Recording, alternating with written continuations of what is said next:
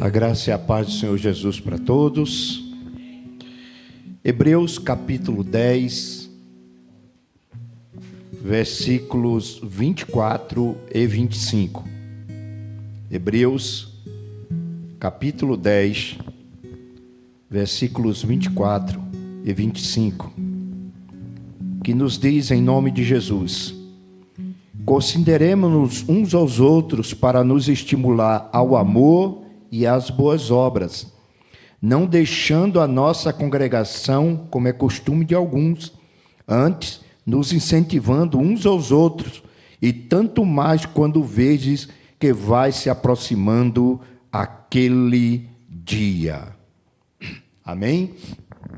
Vamos orar pedindo a Deus que Ele venha nos iluminar, venha nos orientar nesta manhã deste santo dia, falar aos nossos corações através da palavra, e que a fé venha pelo ouvir e o ouvir a palavra de Deus.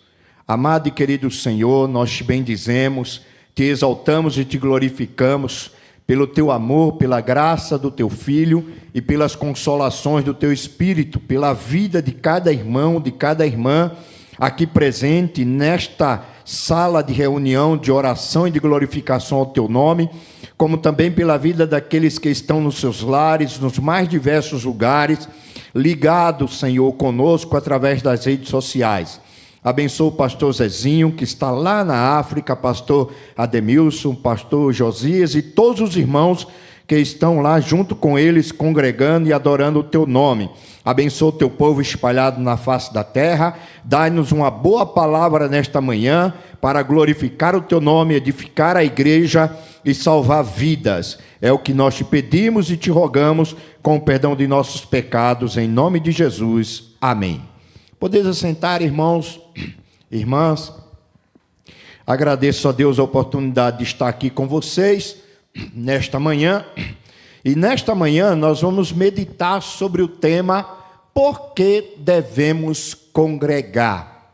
Por que devemos separar um tempo da nossa vida para a adoração a Deus?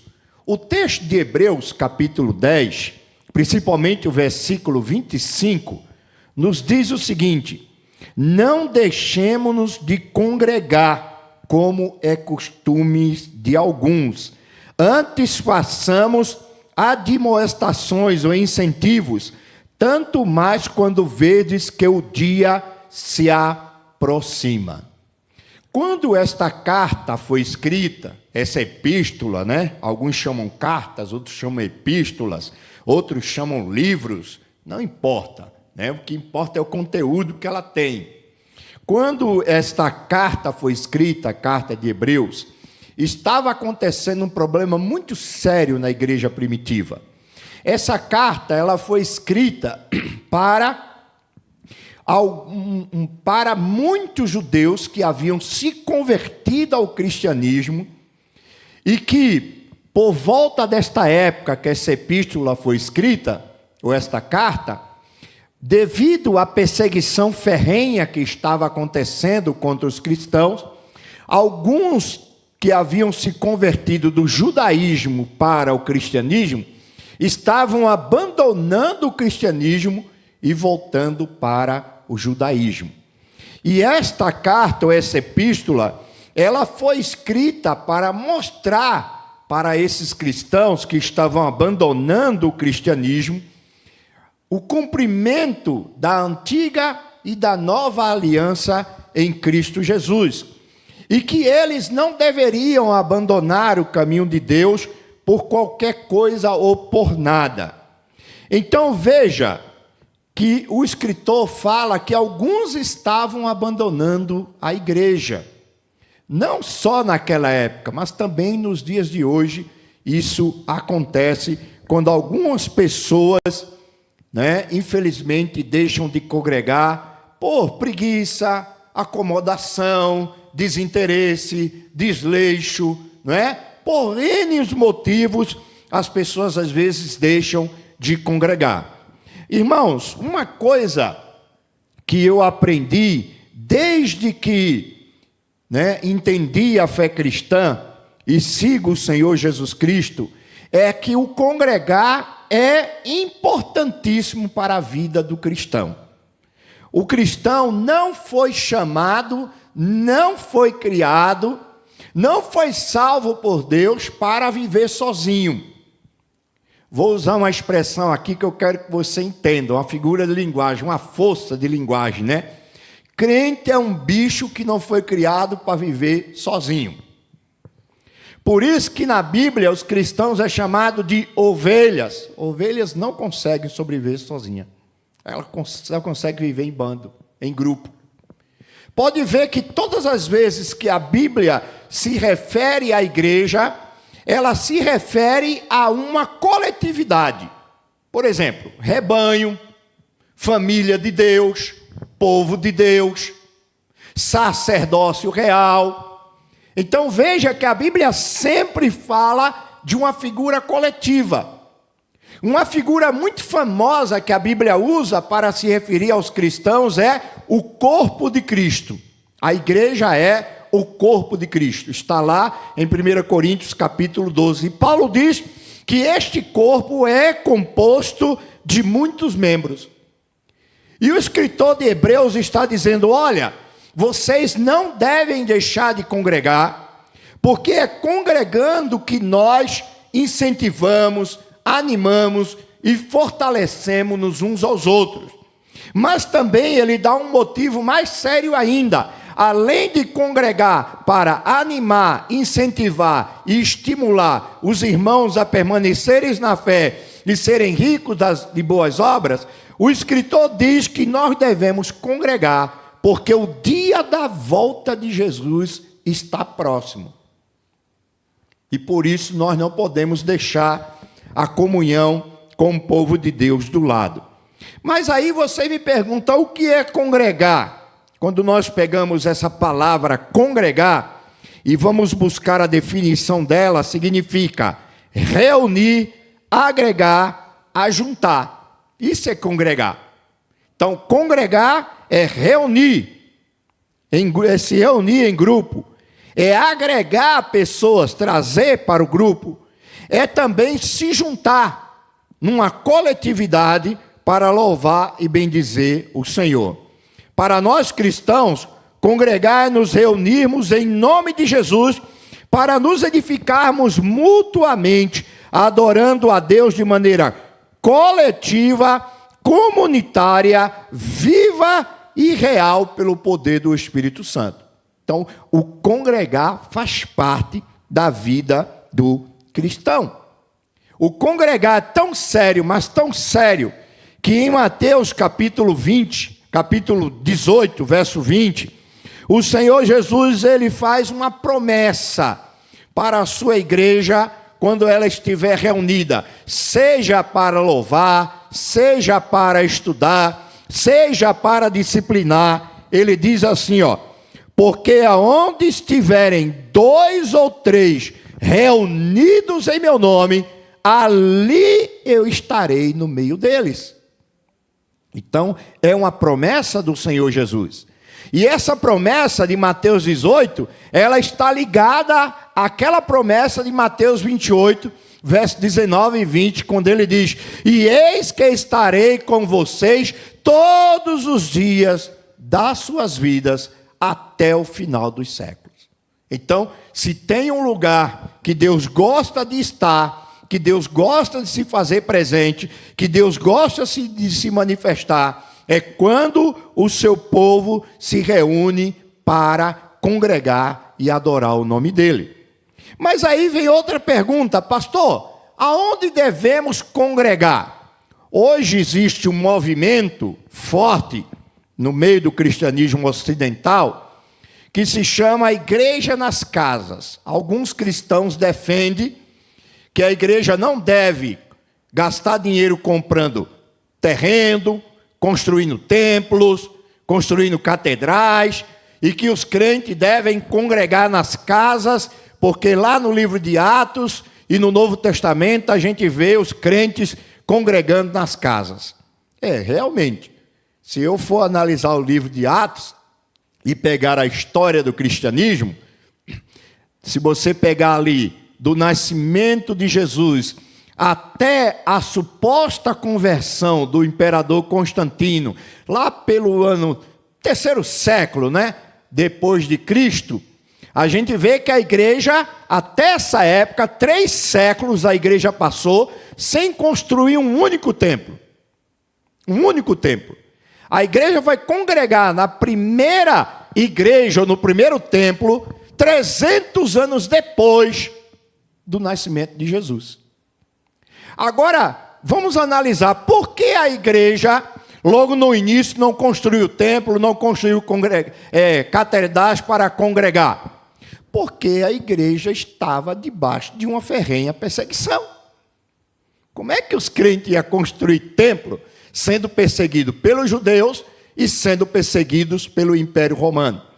Como é que eles iam construir casas de oração se o cristianismo não era uma religião aceita no Império Romano?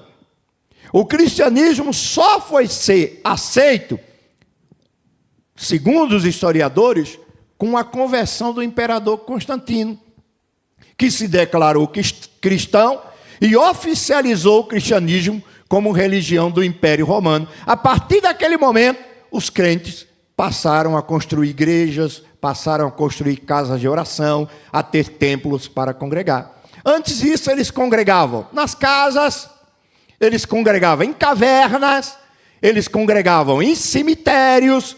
A história, né, está cheia de exemplos que os crentes congregavam em cemitérios para fugir da perseguição. Então, se eu for pegar tudo ao pé da letra, eu posso ter a igreja nas casas, eu posso ter a igreja nas cavernas, e eu posso ter a igreja no cemitério de Vila Formosa. Tranquilo, numa boa. Se eu vou pegar tudo ao pé da letra. Mas o que é que a Bíblia me ensina aonde eu devo congregar? Veja, a igreja primitiva, que é um exemplo para nós, ela deixa bem claro onde eu devo congregar. Atos 2, verso 46, diz assim, ó: diariamente perseveravam unânime no templo, partiam pão de casa em casa e tomavam suas refeições com alegria e singeleza de coração. Então, a igreja primitiva congregava no templo, congregava nas casas, congregava nas sinagogas. O importante para eles era ter um lugar para congregar. Eles não dogmatizavam. Atos 5, verso 42, também diz a mesma coisa. E todos os dias no templo e de casa em casa não cessavam de ensinar, claro, a palavra e de anunciar a Jesus Cristo. Então, eles congregavam no templo e congregavam nas casas. Mas eles não diziam que tinha que congregar só no templo ou que tinha que congregar só nas casas. Não, pode congregar no templo, pode congregar nas casas. Guarde isso. Não podemos criar para nós uma forma particular de serviço ao Senhor. Temos que fazer da maneira pela qual Deus revelou na sua palavra. Então eu não posso dizer que quem congrega em templo está errado e quem congrega nas casas está errado. Não. Quem congrega no templo está lá coberto de razão e quem congrega nas casas também está lá coberto com a sua razão. Por isso, vamos caminhar sobre 2 pernas, congregando nas casas e no templo. Fazendo assim, não seremos uma igreja manca. Expressão, uma força de linguagem que eu estou usando.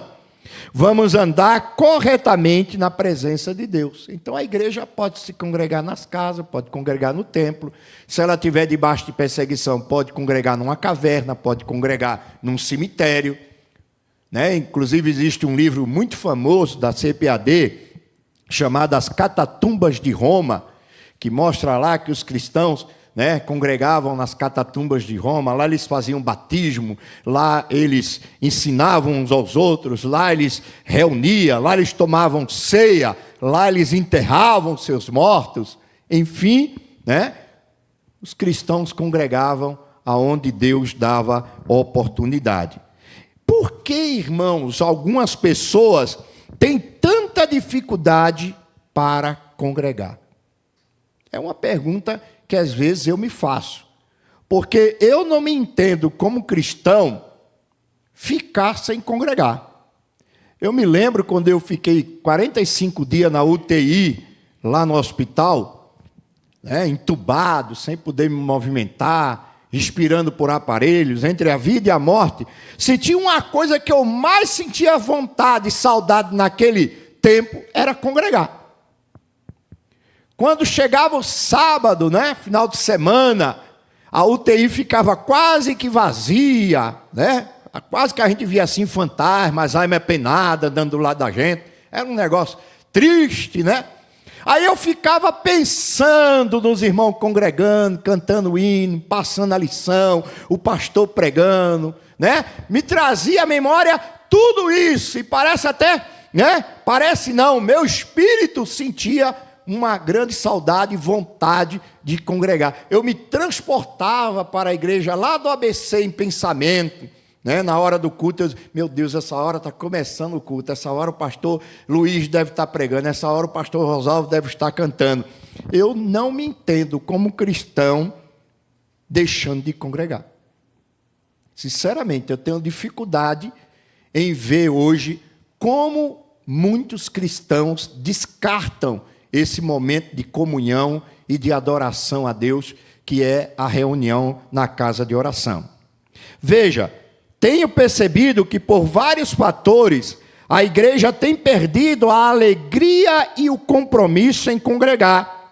Há uma propaganda muito forte do inferno para afastar os crentes da comunhão, da adoração pública e da comunhão um com os outros. O inimigo trabalha fortemente para que os crentes não tenham ânimo para congregar. Não tenham ânimo. Parece que no sábado, né, na hora de vir para a escola bíblica ou para o culto, parece que o frio é mais gostoso. Parece que a cama está mais ungida. Né? Parece que o dia é mais propício ainda para ficar em casa, dormindo ou descansando. Alguns se utilizam dessas desculpas. Outros se utilizam da desculpa do escândalo. Não vou na igreja não quero me identificar na igreja. Olha, eu ligo lá o Fantástico, só vejo palhaçada de pastor, de crente. Não quero congregar. Irmãos, irmãs, guarde bem uma coisa que eu vou lhe falar. Se tem uma coisa que você vai ter cada vez mais da proximidade da volta de Jesus, é desculpa para não servir a Deus. Você vai ter um cardápio assim, versátil e grande. Você vai ter. Num passado bem recente, nós não tínhamos muitas desculpas. E as que tínhamos era justificável. Eu congreguei num lugar que eu tinha que andar 12 quilômetros para congregar. Eu saía às 6 da manhã e chegava às 15 para as 9 na porta da igreja. E boa parte desse caminho era naquele sol maravilhoso do Nordeste, que não queima não, torra a gente. E a pé, irmão, não era de carro não, a pé. Quando passava, né, um caminhão, um carro que dava uma carona, a gente chegava na igreja e agradecia o milagre de Deus, que a gente tinha que ir a pé. Eu me lembro quando comecei a namorar com minha esposa, ela também congregava numa congregação bem distante, e olha, meu sogro montava na bicicleta e ia embora. A gente perdia ele de vista, e a gente ia a pé, caminhando, e não perdíamos um culto numa escola bíblica. Parece que nos dias de hoje, com toda a comodidade que Deus tem dado, né? Naquela época, quando alguém chegava com um carro na igreja, era novidade. E, rapaz, o irmão comprou um carro, aleluia, oh glória a Deus, né? Aí os irmãos iam lá olhar, e aí, como é que foi? Foi muito caro? Puxa, bonito, né? Posso andar um pouquinho com você? Né? O pessoal ficava tudo empolgado. Né? De 100 crentes, 2 ou 3 tinham carro. Hoje tem crente que tem carro para dar e vender. Hoje tem cristão que tem tanto carro que ele não tem onde estacionar. E se tem uma coisa que eu orei muito no passado, era para que Deus prosperasse o seu povo. Eu orei muito por isso. Senhor, ajuda o teu povo, essa meninada, a fazer faculdade. Meu Deus, abençoa essas irmãs para que tenham boas profissões. Meu Deus, abençoa o teu povo para que tenham boas casas para morar, carro para se locomover. Rapaz, Deus deu tudo isso. E tem dado. Só que, infelizmente, isso paralisou muita gente. Eu conheço gente que, quando não tinha nada, era um crente fervorosíssimo. Não perdia um culto de meio de semana, não perdia uma escola bíblica, não perdia um culto de domingo, estava sempre na igreja. Prosperou, foi arrebatado, sumiu, ninguém sabe para onde foi, não sabemos se está na glória ou se... Não sabemos, sumiu. Eu conheço um que era um Zé coitado. Só vivia na igreja. Irmão, ore por mim, irmão, ore por mim. Ajudante de pedreiro. Aí começamos a orar. Ele entrou na escola, terminou o primeiro grau, terminou o segundo grau, foi para a faculdade, se formou, adquiriu uma boa profissão, começou a prosperar da vida. Não me pergunta onde ele está, porque ele sumiu.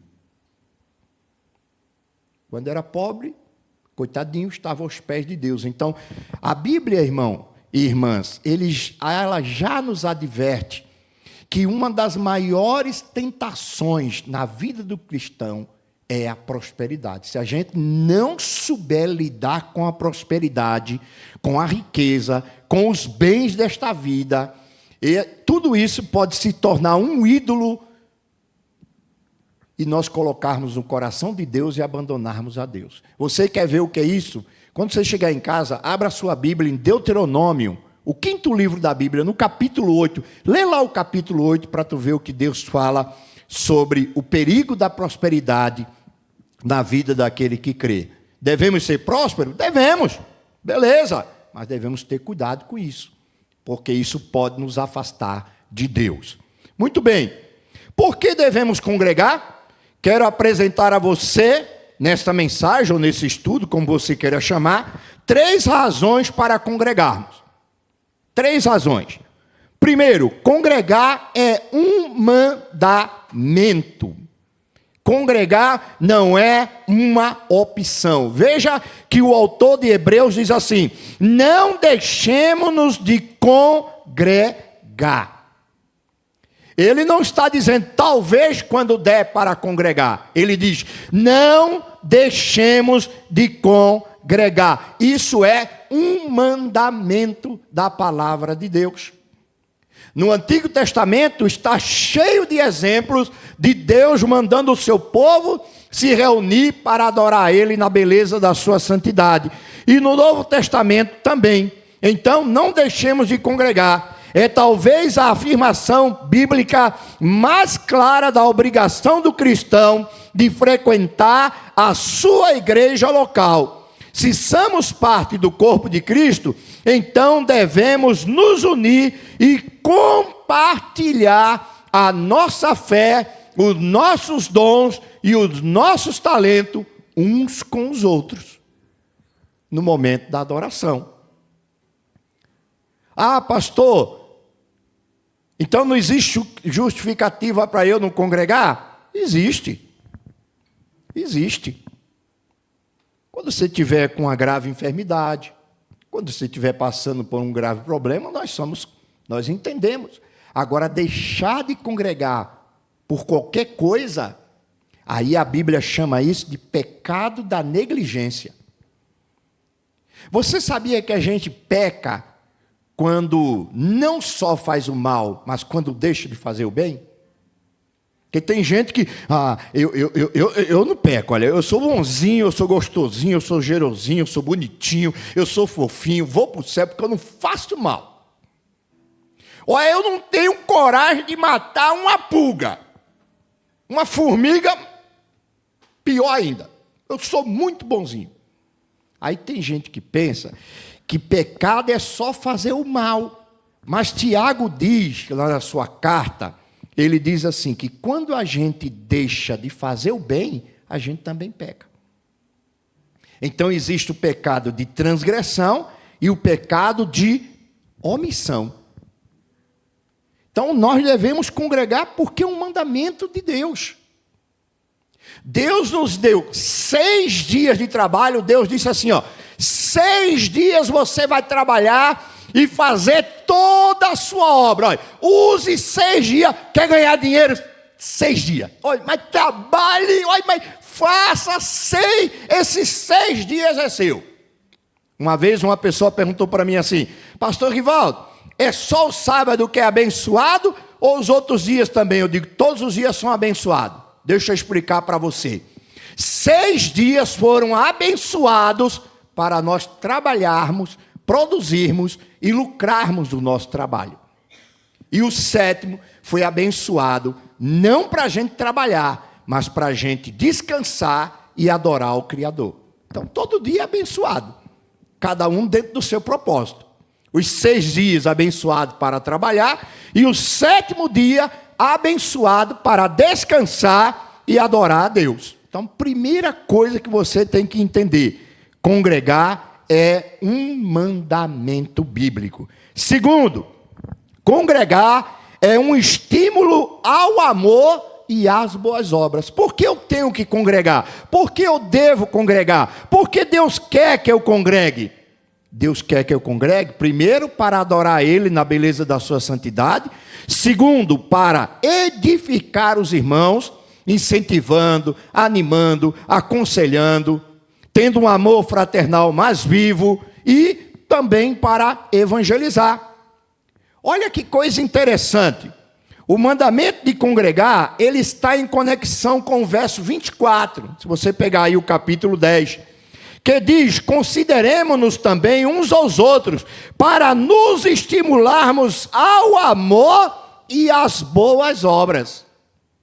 Ou seja, eu congrego para estimular o meu irmão. O Anderson me estimula através da música, outro estimula através da lição bíblica, outro estimula através da oração. Então nós nos estimulamos uns aos outros através dos dons, talentos e ministério que Deus nos dá. Por isso que lá em 1 Coríntios 14, verso 26, Paulo diz assim, que quando nós nos reunimos para congregar, ele diz assim, um tem salmo, um tem hino, um tem doutrina, outro tem um dom de língua, outro tem um dom de profecia. Aí ele diz assim, quando vocês se reunirem, façam tudo isso para edificar uns aos outros.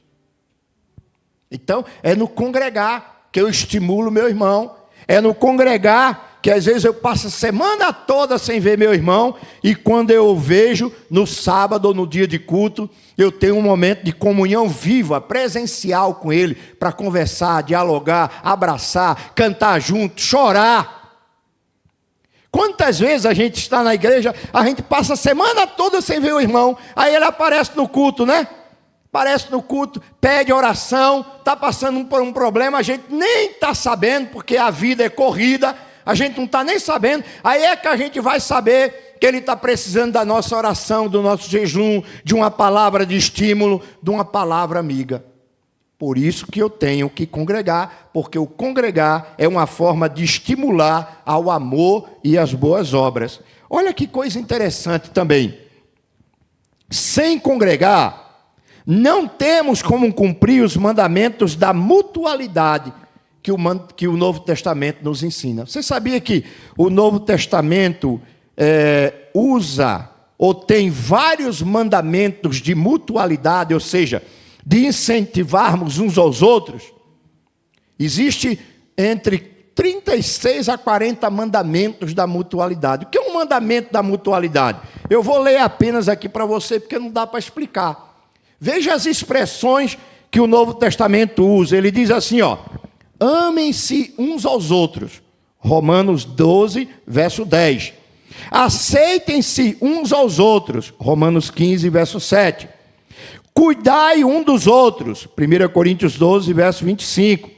Sujeitem-se uns aos outros. Efésios capítulo 5, verso 21 e 22. Perdoai-vos uns aos outros, Tiago 5, verso 15. Ensinem uns aos outros, Colossenses 3,16. Encorajem-se uns aos outros, Atos 13, verso 25. Aconselhem-se uns aos outros, 1 Tessalonicenses 5, 12. Cantem um para os outros, Colossenses 3, verso 16. Sirvam uns aos outros, 1 Pedro 4, verso 10. Levem a carga um dos outros, Gálatas 6, verso 2.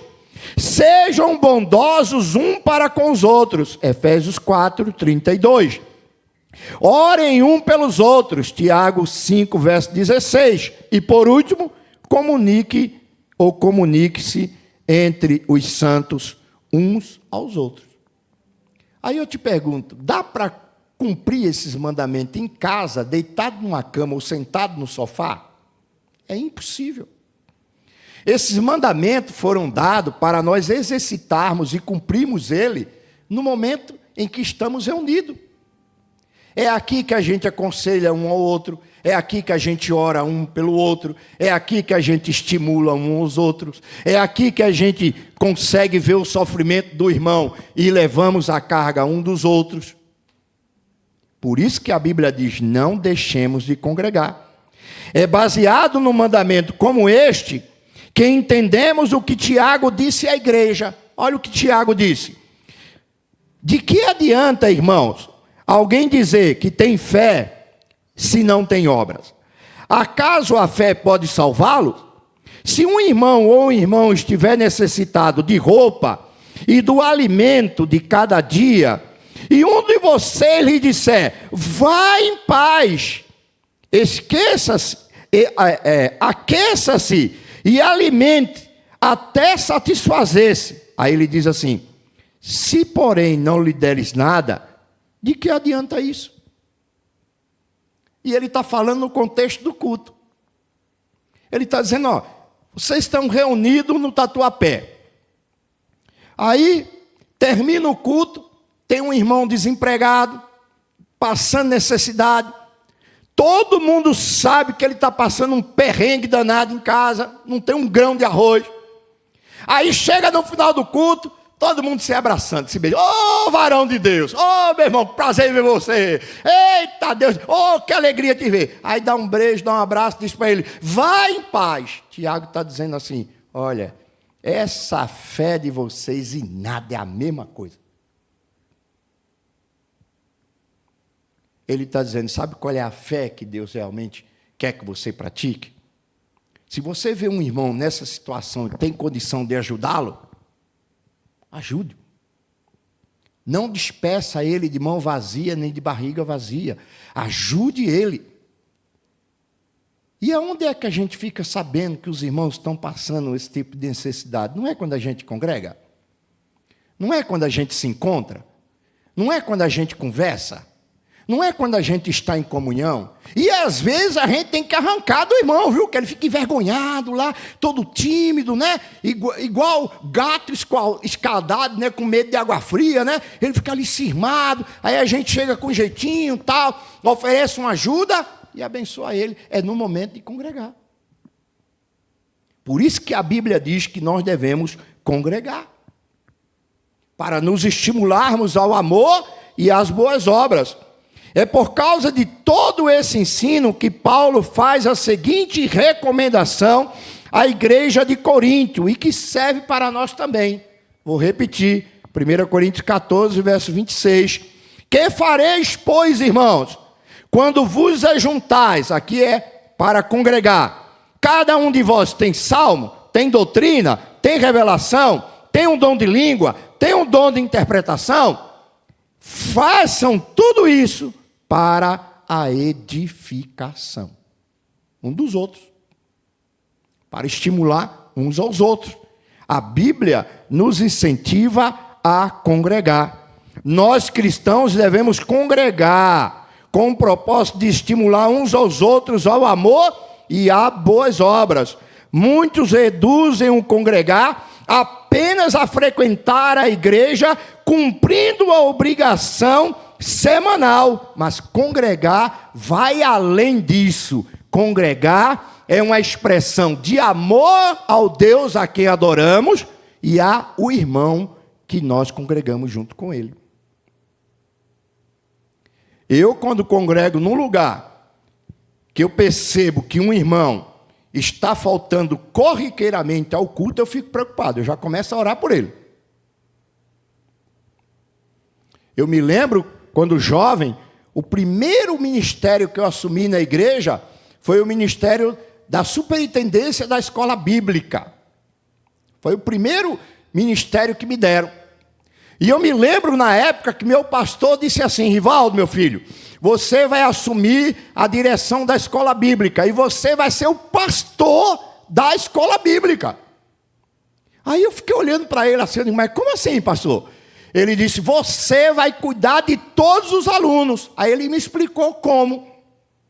Todo sábado, irmão, eu me reunia com a secretária da escola bíblica, com os professores, pegava a ficha de chamada, via quem estava presente, quem deu estudo diário e quem estava faltando. Aí no sábado, eu ficava na igreja, comia ali um engana-pobre, né? Para acalmar a congregação das tripas, tomava uma água gelada e 2 horas da tarde eu saía junto com outro professor ou com os professores para ir visitar os alunos que faltaram na escola bíblica, para saber por que faltou, para saber qual o motivo que ele não veio para a igreja. E todo sábado a gente fazia, sábado à tarde, 3, 4, às vezes 5 visitas. E a gente visitava a todos. Era nessa visita que eu ficava sabendo da dificuldade de um, da vitória do outro, do choro de um canto do outro. Por quê? Porque a gente se preocupava e deve se preocupar um com os outros. O congregar é isso, é para isso. É para nos estimular. Não é para a gente chegar aqui, oi Márcia, tudo bem minha querida? E pronto, vai embora, pronto, acabou. Não, é para a gente se estimular uns aos outros, para a gente conversar, para a gente dialogar, tomar café junto, almoçar, não é? Fazer as nossas reuniões, estudar junto, nos estimularmos uns aos outros, sairmos para visitar outros que está faltando, enfim, fazer a obra de Deus. Terceiro, congregar faz parte do preparo do cristão para a volta de Jesus. Congregar, irmão, está dentro da agenda de Deus como um meio de preparação para o dia da volta de Jesus. Não sei se você sabia disso. Sabia que Deus tem uma agenda, né? Que nós temos que cumprir até o dia da volta de Jesus. E na agenda de Deus, o congregar faz parte. Você prestou atenção na leitura? Ó? Não deixemos a nossa congregação. Quando o crente abandona a sua congregação, a sua igreja, para satisfazer os desejos da carne, os desejos mundanos e a vontade maligna, ele está pecando contra Deus. Assim como você não pode abandonar seu emprego, né? Já pensou, a irmã Márcia que está aqui, né? Trabalha lá na nossa editora, né? Lá na Boa Vista. Foi contratada para trabalhar 5 dias da semana. Aí de 15 dias a Márcia aparece lá. E aí, pessoal, parceiro, tudo bem? Ô Márcia, não vim trabalhar não? Não, eu só vim trabalhar quando dá vontade. Funciona, irmão? Agora, irmãos, preste atenção, vamos falar como capitalistas. Tira a ideia agora de que a gente é crente. Vamos falar como capitalista. Veja, você todos os dias levanta 5, 6 horas da manhã para ir para o batente, né, ou trabalho. Às vezes para ganhar um salário que não é digno, mas você vai porque você é necessitado. E o teu prêmio é o teu salário e todos os benefícios que aquela firma te oferece. Não é assim?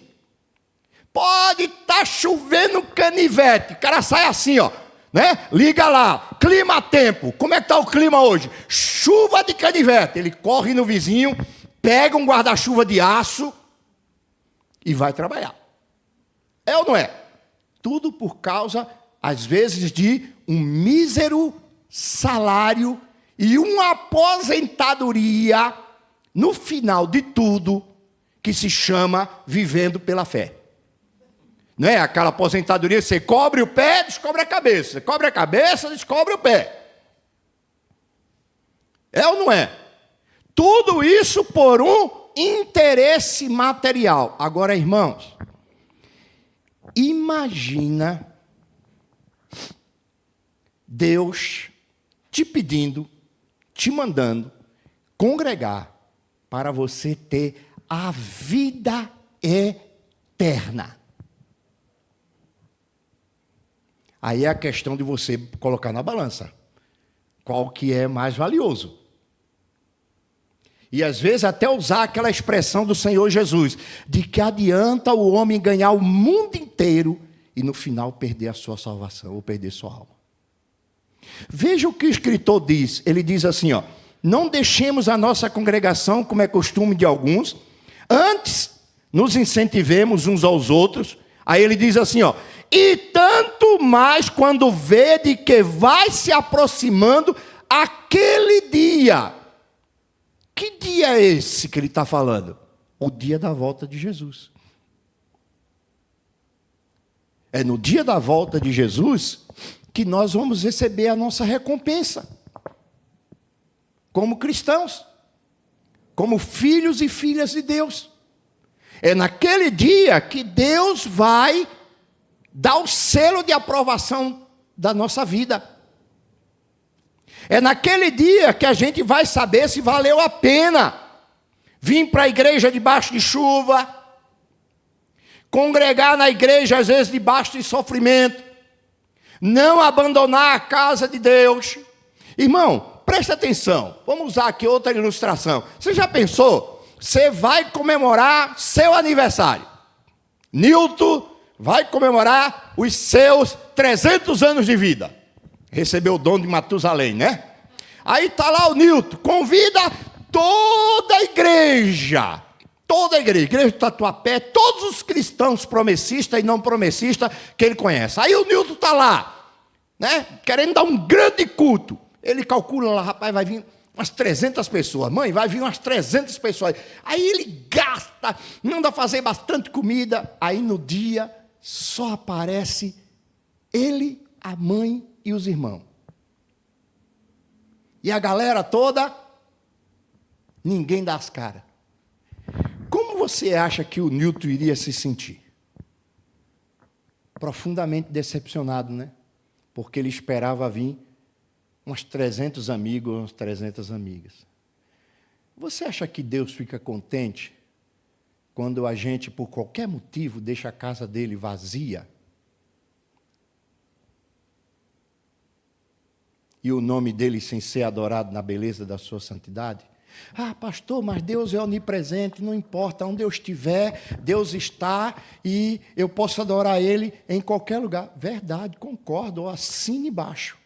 Mas esse mesmo Deus que disse que você podia adorar Ele em qualquer lugar, disse que nós devíamos nos reunir na casa dele, que é casa de oração para todos os povos.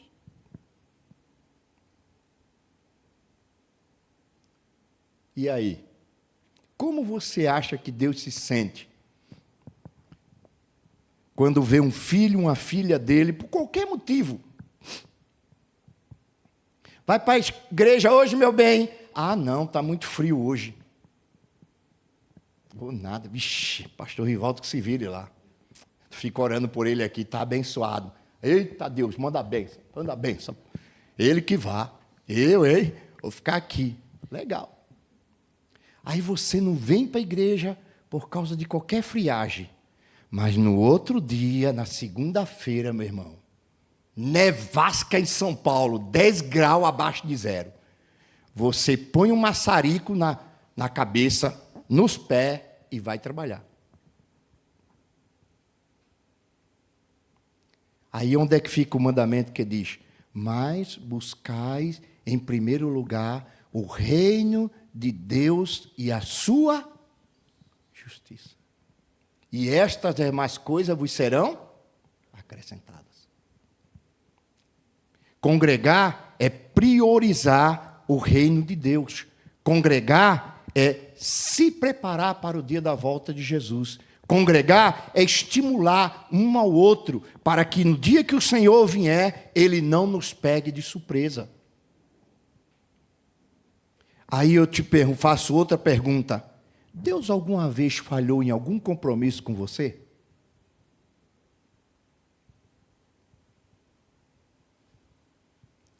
Pelo silêncio, eu percebo que ninguém ousa levantar e dizer que sim. Porque não existe ser humano que Deus falhou com ele.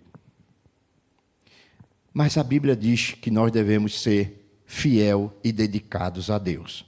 Então, irmãos e irmãs, congregar pela necessidade pode ser agora, até um motivo justo, mas eu lhe estimulo a não congregar por necessidade, mas congregar por amor ao Deus que nos salvou, ao Deus que tem nos abençoado. Por isso, voltemos de novo lá ao versículo, e eu peço a vocês que fiquem em pé, por gentileza, e guarde bem isso. A igreja, irmãos, ela foi criada para que os cristãos possam se reunir,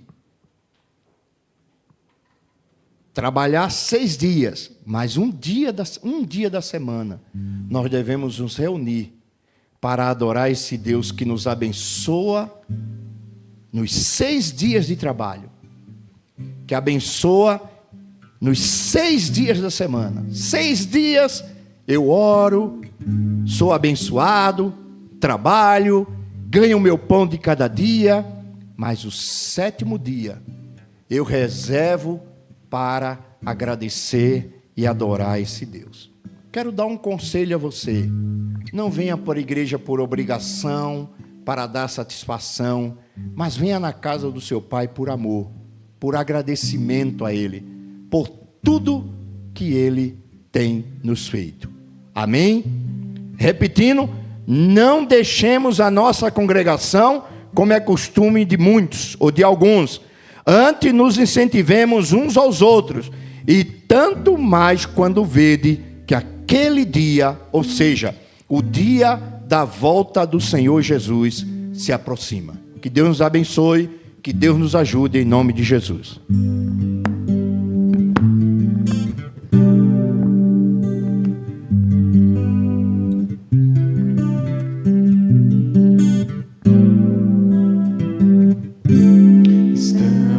Todos congregados aqui, certamente abençoados também.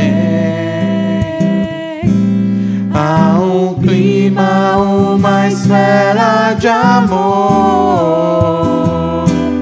uma força que se move entre nós. Algo novo Deus está por fazer com esse povo a quem muito quer bem. Seu Espírito Ele vai derramar, uma igreja forte edificar, pra louvor de sua glória. Vem, Senhor, tua história escrever através das nossas vidas. Teu querer desejamos, cumpra em nós os teus planos. Vem, Senhor, e reina hoje aqui.